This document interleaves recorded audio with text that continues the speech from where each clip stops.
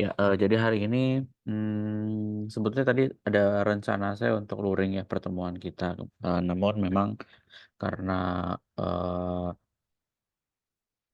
ada pertemuan mendadak jadi, takut mungkin tidak sampai pada waktunya begitu. Jadi kita, saat ini masih daring tapi untuk minggu depan nanti kita di kelas ya. Kelasnya di mana ya?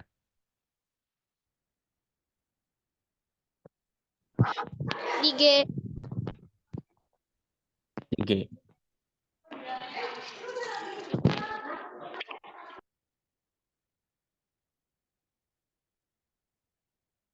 Oke, langsung mulai saja deh.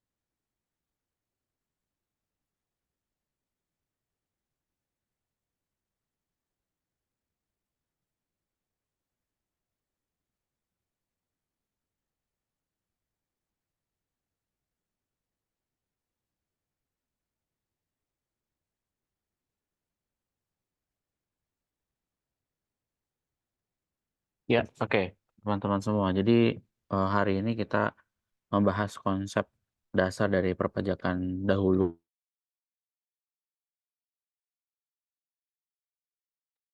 Oke, sorry.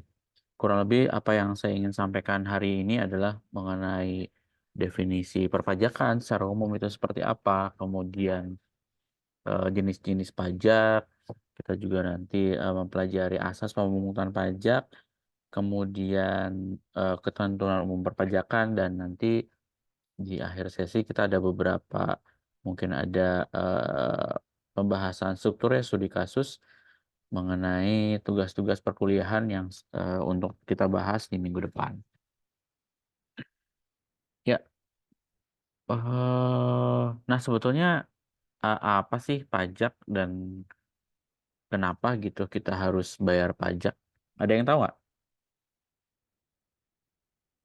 Ada yang mau resen? Sebetulnya pajak itu apa sih dan kenapa kita harus membayar pajak begitu?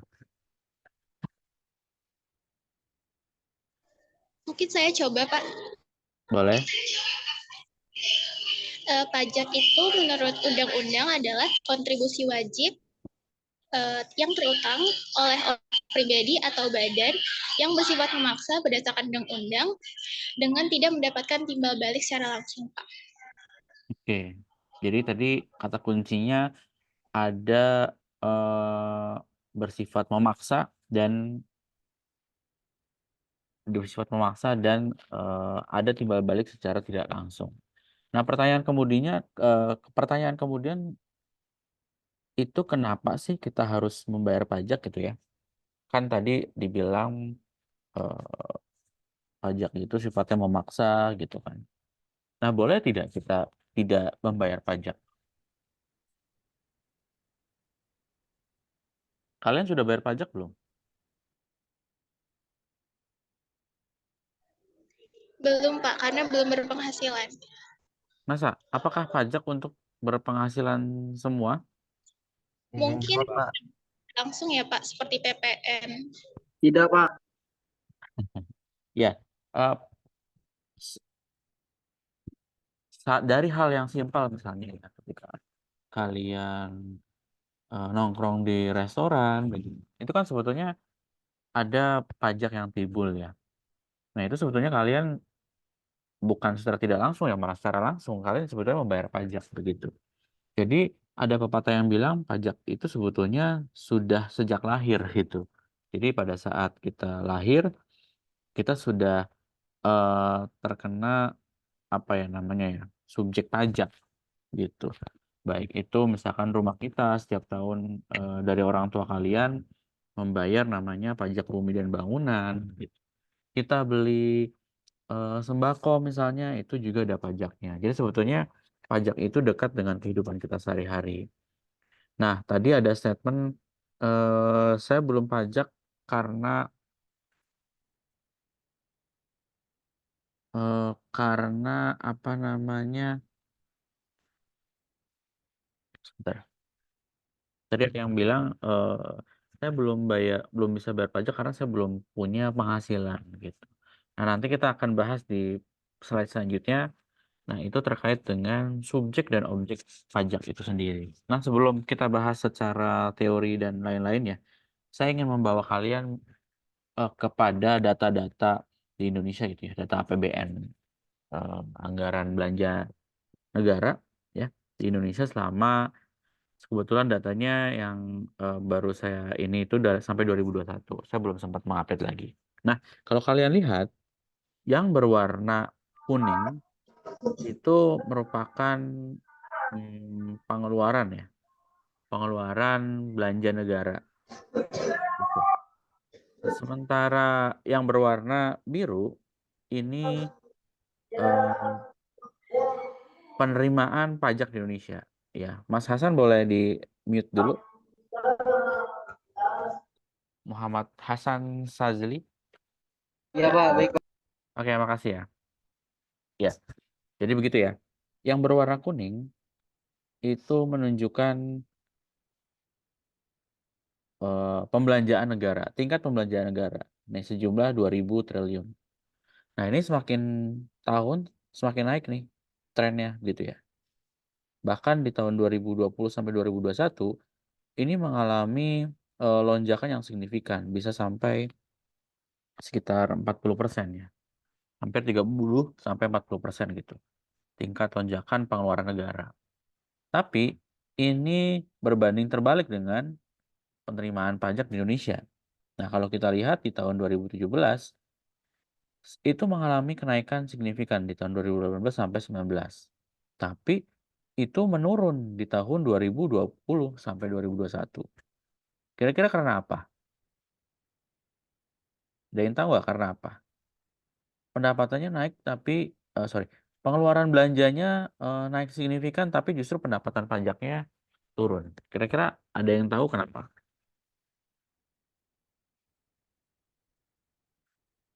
Kira-kira apa yang terjadi di tahun 2020 sampai 2021?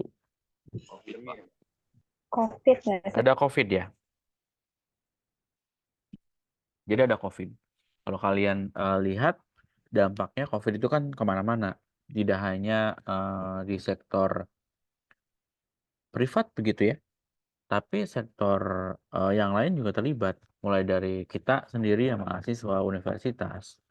Itu kan tidak adanya pembatasan sosial, kita tidak bisa berinteraksi secara langsung. Gitu. Sehingga perekonomian negara juga minus. Tidak bertumbuh gitu. Nah, salah satu langkah dari yang dilakukan oleh Indonesia adalah adanya insentif pajak gitu. Jadi memang karena pendapatan per kapita masyarakatnya juga menurun, sehingga ya jelas penerimaan pajaknya juga menurun gitu. Tapi di satu sisi ini pengeluarannya meningkat signifikan. Nah, kalau kita ingat dulu tahun 2020, 2021 kita juga merasakan dampaknya ya. Ada subsidi kuota begitu. Ada saudara kita atau bahkan mungkin kita sendiri yang terkena COVID itu pembiayaannya dari negara gratis gitu. Ada misalnya tes COVID begitu ya, sampai 3 kali itu juga anggarannya dari APBN negara. Sehingga maka pengeluarannya membesar, tetapi tidak diiringi oleh tingkat penerimaan pajak yang besar pula. Begitu. Nah, kenapa saya bilang bahwa pajak itu menjadi elemen yang penting ya? Karena kalau kita lihat nih ya, berdasarkan pendapatan negara per tahun 2023, itu mayoritas pendapatan kita itu mungkin sekitar 70%-an ya, itu dari pajak kita lihat. Ya. Dari PNBP, itu PNBP itu seperti apa contohnya? Misalnya dari dividen pemerintah atas usaha. Dari usaha yang dimiliki oleh pemerintah. Pemerintah punya usaha tidak? Punya, contohnya BUMN. begitu. Ada BUMD, itu usaha yang dimiliki oleh negara, penerimaan yang dimiliki oleh negara. Lalu itu hanya 400,4 triliun ya. Sedangkan penerimaan pajak bisa sampai 1.718 triliun. Jadi hampir 4 kali lipat lebih begitu. Kemudian hibah ini kecil juga hanya 0,4 triliun. Dan kepabean dan cukai hanya 303 triliun. Nah, kepabean dan cukai ini contohnya apa? Contohnya misalnya materai begitu. Sorry, kok materai? Eh misalnya apa ya kepabeannya? Contohnya ada bea cukai gitu. Seperti itu.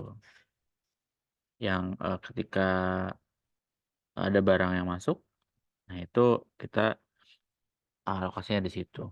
Jadi pajak ini memiliki porsi yang cukup besar. Jadi bayangkan ketika misalnya penerimaan pajak negara ini kecil, kemudian biaya untuk bahkan ini penerimaan negaranya lebih kecil dibandingkan 2 tahun belakang ya.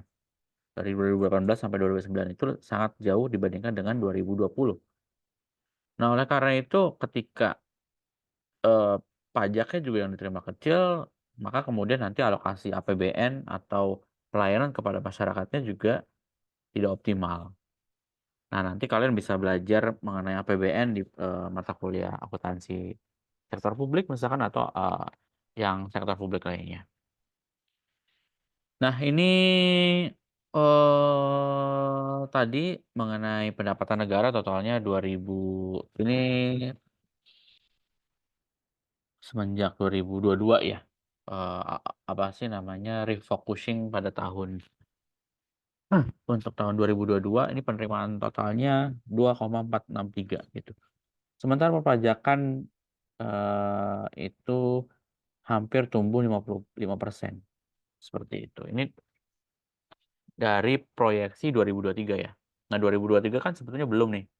Nah baru kita bisa lihat itu mungkin akhir Maret, karena kan untuk pelaporan pajak, kemudian pembayaran pajak dan lain-lain paling lambat, di Maret 2024.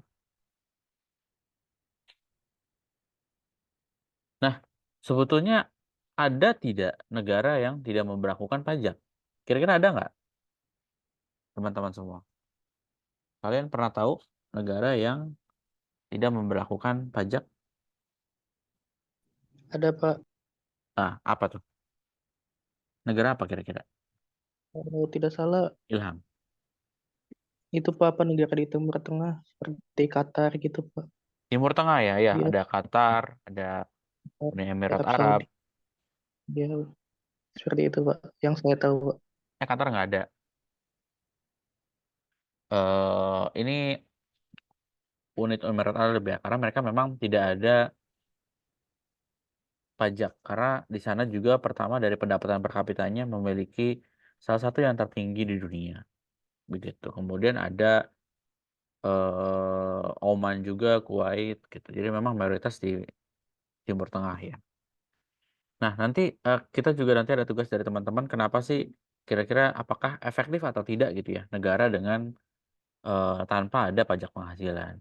Nah konteksnya ini ya, pajak penghasilan, bukan berarti tanpa pajak sama sekali, tapi pajak penghasilan. Jadi pajak penghasilan itu contohnya seperti apa? Ya kayak seperti kita misalkan kerja dapat gaji atau kalian dapat project, itu kan dipotong pajak gitu, seperti itu. Nah ini beberapa negara yang membutuhkan,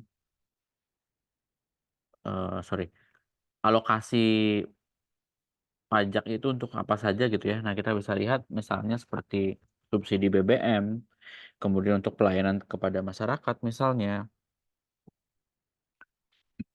Lalu ada, ya tadi BPJS, kemudian ada, eee, untuk pendidikan juga, lalu untuk penyelenggara negara, untuk pembangunan jalan dan lain-lain gitu. Nah itu fungsi, eee, alokasi perpajakan untuk beberapa sektor. Nah lalu ada namanya free rider, jadi menikmati tanpa berkontribusi gitu ya. Sebetulnya kan secara mekanisme tertentu pajak itu kan tadi ya seperti yang dibilang tadi, pajak itu sifatnya memaksa dan eh, tapi tidak bisa dirasakan secara langsung manfaatnya. Nah, kenapa tidak bisa secara langsung? Karena tadi untuk penyediaan fasilitas publik gitu ya. Nah, apakah kira-kira menikmati tanpa berkontribusi itu bisa nggak seperti itu? Boleh nggak teman-teman? Kira-kira boleh nggak?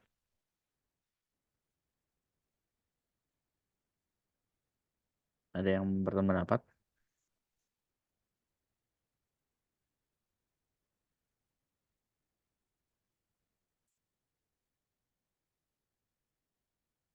Maaf tadi pertanyaan diulang. Iya. eh ini kan ada konsep namanya free rider. Jadi free rider itu eh salah satu warga negara yang tidak membayar pajak gitu, tapi dia menikmati fasilitas negara. Nah, kira-kira menurut kalian, pendapat kalian fair nggak sih? Jadi kita nggak bayar pajak, tapi kita Eh, menikmati eh, misalkan jalan segala kalau macam. kalau menurut saya, maaf. Ya, silakan. Siapa? Kalau menurut saya gini, Pak. Rafael. Kan dari konsepnya kan itu menikmati tanpa berkontribusi. Oh ya, sebelumnya saya Rafael ya. Menikmati tanpa berkontribusi itu kalau menurut saya itu nggak bisa ya, Pak. Menikmati fasilitas tanpa kerja keras itu atau gimana istilahnya. Oke, tidak bisa ya. Yang lain? Selain Rafael,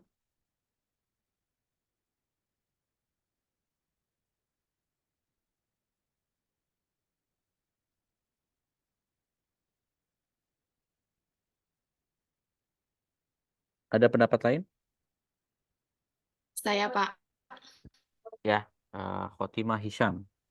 eh, free rider ini nanti akan menciptakan ketidakadilan meski enggak tidak apa namanya boleh-boleh sah-sah saja sebenarnya, namun ketidakadilan seperti itu.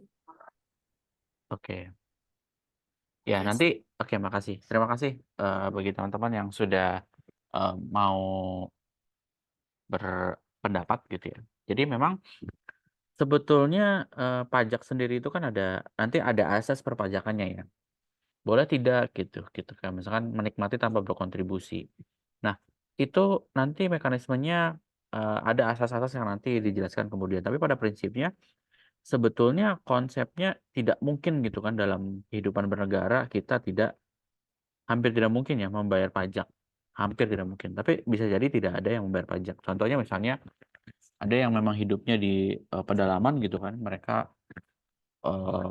untuk hidupnya ya dari berburu dan lain-lain, nanti itu bisa jadi tidak berbayar pajak. Tapi kalau misalkan kita di pedesaan atau perkotaan secara normal, itu kan tetap harus membayar pajak ya. Kita misalnya PBB lah paling simpel gitu kan. Kemudian kita misalkan ke minimarket itu kan juga membayar pajak. Nah, konteks free rider di sini maksudnya adalah dia yang mampu secara objek pajak dan subjek pajak, tapi mereka yang tidak mau membayar pajak gitu. Itu sendiri ya konsepnya. Jadi bukan berarti misalkan sorry sebentar, kita ada azan dulu, kita dengarkan azan dulu sebentar ya.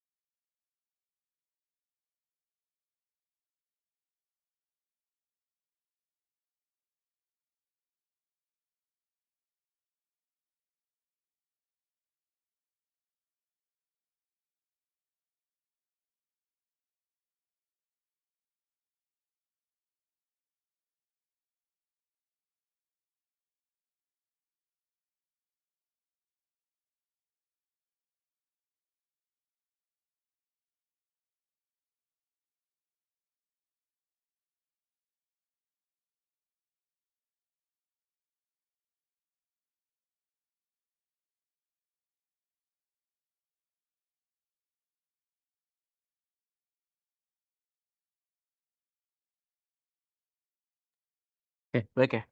Teman-teman semua kita lanjutkan. Ya, jadi tadi konsep free rider tadi eh, konsepnya adalah maksudnya mereka yang secara cakap mampu untuk membayar pajak, terutama misalkan pajak. Nanti kalau kalian nanti belajar selanjutnya ada PPh 21, ada PPh 22, PPh final gitu. Itu sebetulnya mampu membayar pajak tapi tidak mau gitu. Contohnya ya, misalkan kan ada juga namanya pajak penghasilan nih. Tapi misalnya penghasilannya sudah melebihi sudah pantas gitu untuk membayar pajak tapi disembunyikan. Nah, seperti itu kira-kira konsep free rider. Jadi bukan berarti seperti cerita saya tadi soal pedalaman gitu. Nah, kemudian definisi pajak seperti yang tadi sudah dijelaskan ya. Prinsipnya yaitu iuran wajib yang sebetulnya kalau bahasa undang-undang tadi bersifat memaksa begitu. Tujuannya adalah sebetulnya untuk kesejahteraan secara umum. Jadi adanya subsidi silang gitu.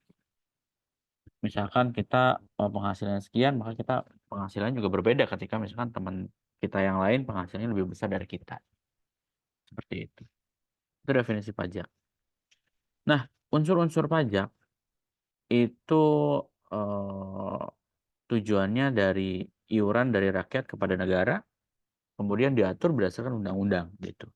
Jadi tidak merta misalkan kalau konsepnya mungkin bagi teman-teman yang beragama Islam kan ada zakat ya, zakat. Nah, kalau di sini berdasarkan undang-undang. Undang-undang itu mengatur aturan-aturan terbaru dari undang-undangnya seperti misalkan di awal 2024 baru saja itu kan disahkan ada pajak penghasilan pasal 21 itu yang terbaru. Nah, itu juga disesuaikan berdasarkan undang-undang. Lalu ada lagi untuk membiayai rumah tangga negara. Maksudnya rumah tangga negara itu untuk penyelenggaraan negara. Begitu. Nah, kemudian fungsi pajak. Ada dua ya teman-teman. Ada secara anggaran, fungsi anggaran. Tujuannya untuk sebagai dana bagi pemerintah untuk membiayai semua belanja-belanja atau pengeluaran-pengeluaran dari pemerintah. Ya, misalnya untuk menggaji penyelenggara negara, untuk melakukan misalnya ada pembangunan jalan seperti itu. Itu fungsi anggaran. Yang kedua adalah untuk fungsi mengatur. Jadi agar kenapa? Untuk sebetulnya agar mengatur kehidupan sosial kita. Gitu. Contohnya misalnya pemerintah tidak menginginkan nih bahwa minuman keras itu beredar di Indonesia gitu ya. Nah, berarti caranya adalah salah satunya dengan fungsi reguler ini, yaitu adanya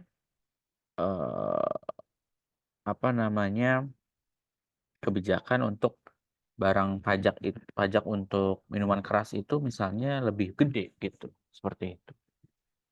Kemudian ada lagi misalkan fungsi contoh lagi misalnya ini ya, di bawah ada tarif pajak untuk ekspor misalnya 0%. Tujuannya adalah untuk mendorong agar produk ekspor itu ke luar Indonesia itu diterima lebih banyak yang melakukan ekspor. Nah, ada lagi misalnya saat ini ada free PPN misalnya, free PPN untuk pembelian rumah. Nah, itu tujuannya adalah salah satunya untuk mengatur agar perekonomian pada sektor infrastruktur itu lebih meningkat. Nah, ini beberapa syarat pemungutan pajak ya. Yang pertama tadi ada syarat keadilan. Jadi oleh karena itu makanya salah satunya ya saya misalkan penghasilannya 10 juta gitu kan. Kemudian ada kalian yang penghasilan 20 juta gitu kan. Ya tentunya mereka membayar pajaknya juga harus berbeda begitu loh. Seperti itu. Kemudian ada syarat yuridis. Jadi syarat yuridis ini berdasarkan undang-undang. Jadi tidak boleh misalnya yang undang-undang itu kan berdasarkan kesepakatan dari penyelenggara negara, kemudian dari DPR begitu ya.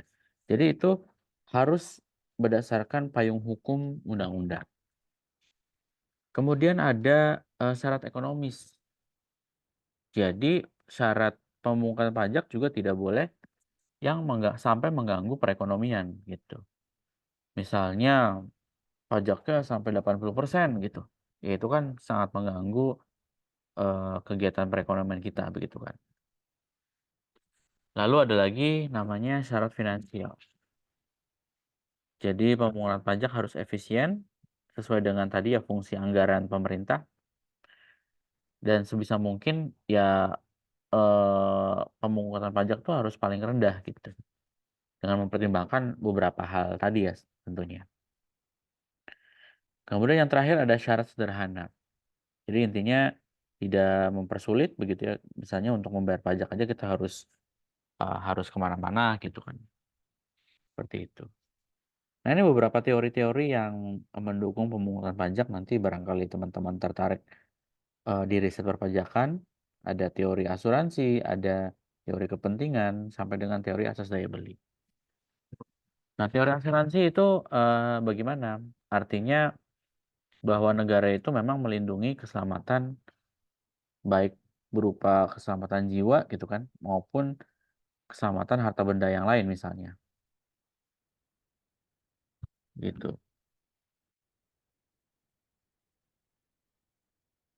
Nah,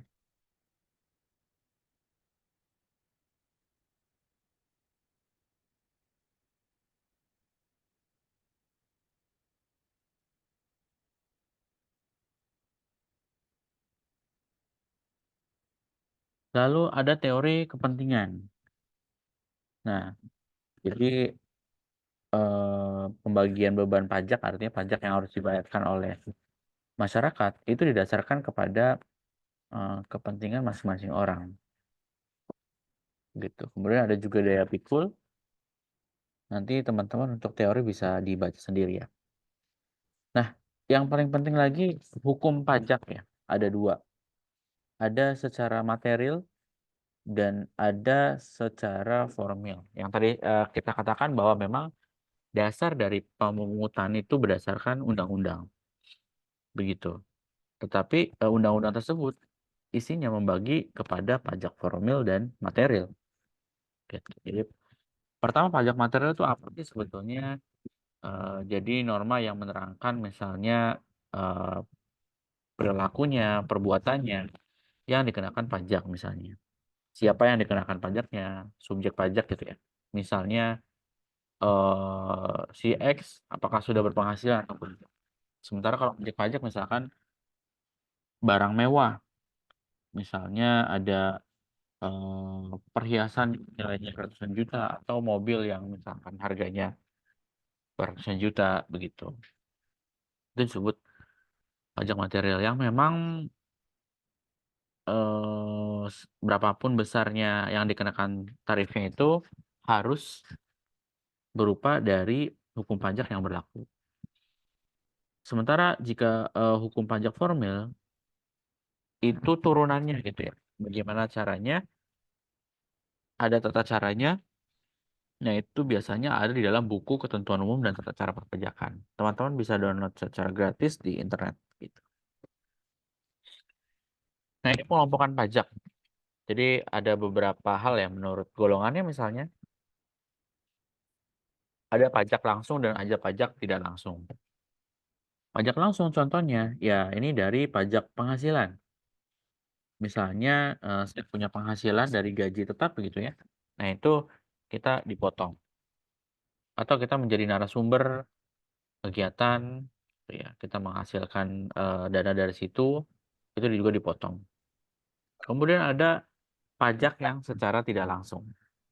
Contohnya PPN. Saya tadi kita membayar belanja di minimarket begitu. Nah, biasanya itu ada PPN-nya atau belanja juga di restoran misalnya begitu, itu juga ada PPN-nya. Sementara menurut sifatnya ada dua ya, subjektif dan objektif. Seperti tadi yang dijelaskan, subjektif itu kita lihat dari kepentingan dari manusianya, misalkan dari PPh 21 kita menghasilkan sejumlah biaya berapa gitu, subjektif. Objektif itu dari kalau tadi subjektif adalah berdasarkan keadaan dari wajib pajaknya, artinya dari orangnya. Kalau pajak objektif itu dari bendanya, gitu. Contohnya, ya tadi kalau benda kan PPN ya. PPN itu contohnya kita belanja di minimarket, gitu. Jadi siapapun kalian, maupun misalkan kalian anak siapa, atau penghasilannya sudah berapa, atau kalian misalkan tidak punya apa-apa, gitu ya. Sepanjang kalian membeli barang tersebut, ya kalian dikenakan PPN, begitu. Begitupun juga dengan PPNBM, pajak barang mewah. Misalkan kalian penghasilannya memang misalkan kecil gitu kan. Tapi kalian nabung selama berapa puluh tahun kalian beli mobil mewah. Nah, itu perlakuannya sama. Tetap terkena pajak PPNBM. Gampangnya membedakan ini subjektif. Itu berarti yang dikenakan adalah kemampuan orangnya, sedangkan objektif itu bendanya. Kemudian ada juga lembaga pemungut ya. Jadi misalkan lembaga pemungut itu contohnya apa? Dari pajak pusat. Bisa materai yang sering kalian temukan, bisa juga PPN, atau barang mewah tadi, dan PPH. Nah, kemudian ada pajak daerah. Contohnya ada pajak hotel dan restoran, biasanya ada itu diatur oleh daerahnya masing-masing, pajak hiburan gitu. Itu diatur oleh pajak daerah. Nah, kemudian ini asas-asas pemungutan pajak ya, teman-teman. Itu dibagi oleh beberapa hal. Yang pertama dari asas domisili atau dari berdasarkan tempat tinggal negara tempat kita wajib pajak. Jadi nanti akan dijelaskan wajib pajak dalam negeri dan wajib pajak luar negeri. Kemudian berdasarkan asas sumber. Jadi negara berhak memungut pajak ketika apa? Ketika berdasarkan dari negara tempat sumber objek itu berasal. Misalnya kita punya usaha di luar negeri misalnya, seperti itu. Terakhir adalah asas kebangsaan. Jadi nanti apakah kita berdasarkan negara asal kebangsaan kita, begitu. Asas pemungutan pajaknya. Nah, ini beberapa jenis sistem pemungutan pajak ya. Ada official assessment system. Contohnya yang sudah ditentukan oleh pemerintah. Contohnya ada pajak bumi dan bangunan, ada pajak kendaraan bermotor gitu. Sudah ditentukan. Nih, PBB sekian, begitu loh.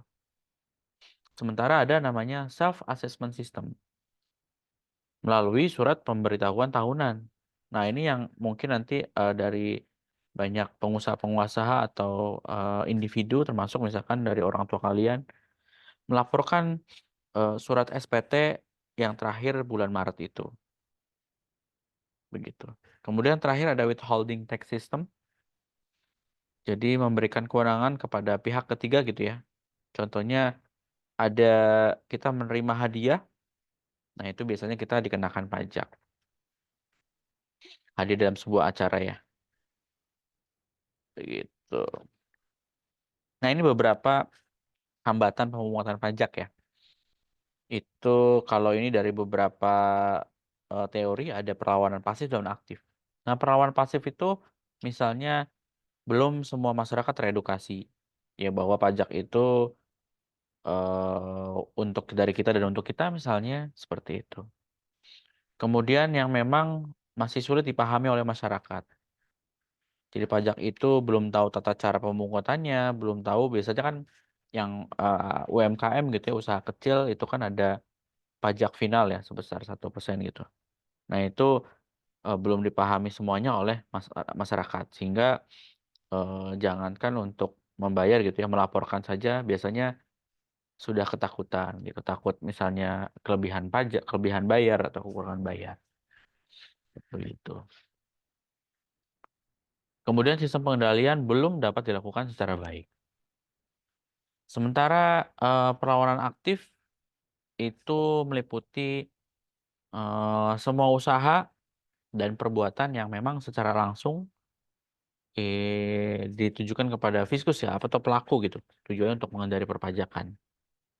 Misalnya perusahaan meringankan beban pajak itu dengan mengakali aturan pajak misalnya gitu. Misalnya kan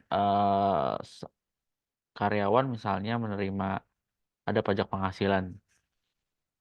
Nah, misalnya dari penghasilan itu diakalin lagi nih, sehingga dia sampai kepada yang dibayarkan oleh perusahaan itu ada batas minimalnya. Misalkan 56 juta gitu dalam setahun. Nanti kita akan lihat tarif-tarifnya. Kemudian ada lagi tax evasion. Jadi meringankan beban pajak dengan melanggar undang-undang.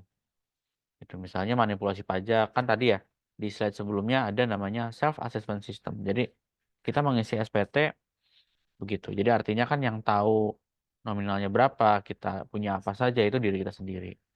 Nah, itu dengan sengaja dengan kesadaran diri meringankan beban pajak atau menggelapkan pajak begitu. Nah, ini untuk minggu depan dikumpulkan kira-kira menurut kalian kenapa sih pajak itu penting? Nanti sekalian setelah ini ada tugas latihan soal juga untuk kalian. Sekalian juga nanti dikumpulkan gitu. Nah, ini tadi sudah ini terkait dengan nomor pokok wajib pajak ya, seperti yang saya bilang tadi. Secara subjektif ya, seseorang itu bisa dikenakan pajak, merasa dirinya apa ya, sudah pantas untuk dikenakan pajak gitu bahasanya. Bahkan yang belum pantas sebetulnya nggak apa-apa kalau memang mereka ingin memiliki nomor pokok wajib pajak. Jadi misalnya kalian sepanjang yang mempunyai NPWP itu tidak harus membayar pajak ya teman-teman. Bisa jadi memang karena si wajib pajaknya ini belum memenuhi kriteria, jadi mereka belum bisa membayar pajak. Contohnya begini. Ini ya, untuk PPh 21 misalnya, nanti yang kita akan bahas di minggu depan, itu maksimalnya 54 juta. Jadi kalau penghasilan kita di bawah 54 juta, maka kita tidak wajib membayar pajak, teman-teman. Nihil gitu. Jadi kita tidak usah membayar pajak. Dalam setahun ya ini ya 54 juta. Berarti setiap bulan itu 12 kurang lebih 4 sampai 5 juta lah ya. Rentang itu gitu. Nah, itu mungkin untuk perkuliahan hari ini teman-teman ada pertanyaan dulu sebelum kita ada latihan untuk teman-teman. Ada pertanyaan dulu? Bapak, saya ingin bertanya, Boleh, silakan Puspa. untuk pajak itu apakah akan terus naik persenannya atau bisa turun ya Pak? Seperti yang kita tahu seperti PPN kan sekarang sudah mulai menginjak angka 11% dan akan diperkirakan tahun besok itu 12%. Apakah PPN itu bisa turun ya Pak harga angkanya? Terima kasih. Oke, terima kasih Puspa ya. Pertanyaannya bagus. Jadi kalau teman-teman lihat, karena ini sifatnya adalah berupa kebijakan ya, pajak ini, jadi bisa jadi naik, bisa juga turun tergantung dari tadi ya, fungsi pajak tadi. Ada fungsi yang untuk anggaran dan fungsi untuk tujuan-tujuan tertentu gitu. Nah, kalau kalian mungkin lihat yang sedang ramai gitu ya pajak hiburan kemarin ya, yang tidak jadi ditetapkan itu kan naik tuh secara drastis. Tapi sebetulnya kalau lihat beberapa historinya, misalkan PPN dulunya 10%, sekarang menjadi 11%. Naik gitu kan. Jadi memang ada kesan pajak itu naik. Karena apa? Karena sebetulnya secara kita orang bisnis gitu ya, orang akuntansi, tentunya paham kan untuk salah satu hal yang paling gampang untuk meningkatkan pendapatan itu dari apa? Dari menaikkan pendapatan kan.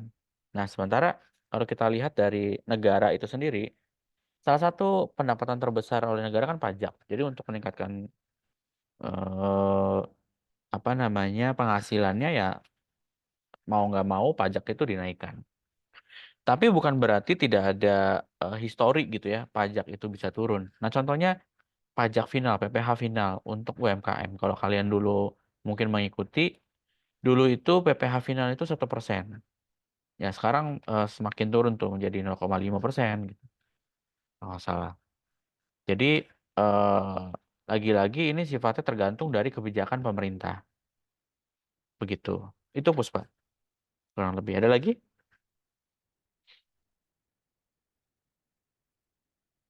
Dari teman-teman ada lagi yang ingin ditanyakan?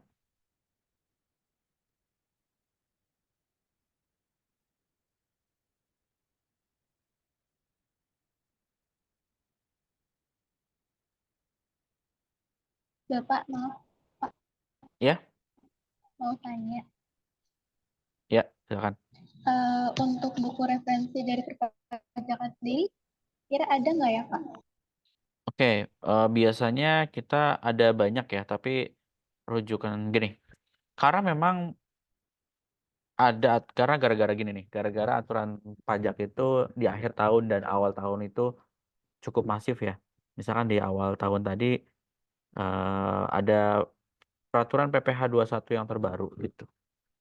Jadi untuk saat ini belum ada buku yang paling update untuk mengcover semua peraturan gitu. Tapi biasanya yang saya gunakan itu ada siti resmi gitu rujukannya. Itu juga menurut saya enak dibaca untuk kalian mempelajari secara dalam begitu kan. Tapi pada prinsipnya nanti eh, pembelajaran bisa di mana aja gitu. Bisa dari undang-undang kita nanti bisa lewat YouTube misalnya kan suka ada tuh kan pembahasan soal kebijakan perpajakan terbaru gitu. Tapi kalau buku siti resmi kalau rekomendasi saya. Dan memang nanti beberapa soal latihan juga saya banyaknya dari sana. Begitu. Gitu? Ada lagi?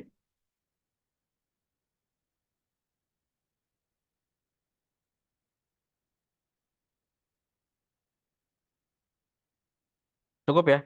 Ya kalau sudah cukup nanti soalnya saya kirim ke ketua kelas untuk kalian kumpulkan maksimal hari Rabu minggu depan gitu. Ya saya tutup perkuliahan kali ini tapi kalian sebetulnya masih ada mengerjakan latihan soal dulu kemudian dikumpulkan. Oh ya nanti kita pakai Google Classroom ya. Saya lupa belum membagikan kode kita. Nanti silakan masuk ke Google Classroom dan kodenya nanti akan saya share ke ketua kelas gitu. Saya tutup untuk pertemuan hari ini. Terima kasih atas perhatiannya. Assalamualaikum warahmatullahi wabarakatuh. Mohon maaf, Pak. Iya? Sebentar, izin untuk dokumentasi. Oke, boleh silakan. Oh ini saya masih kameranya ditutup ya. Silakan. Just, boleh just.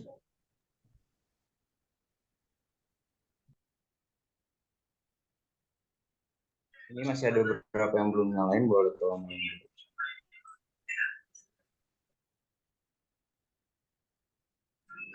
Oke, untuk slide pertama dulu. 1, 2, 3.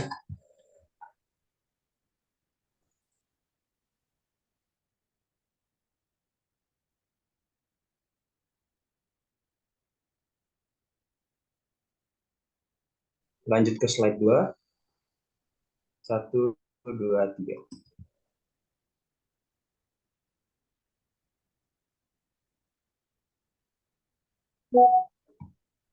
Oke, makasih. Sip.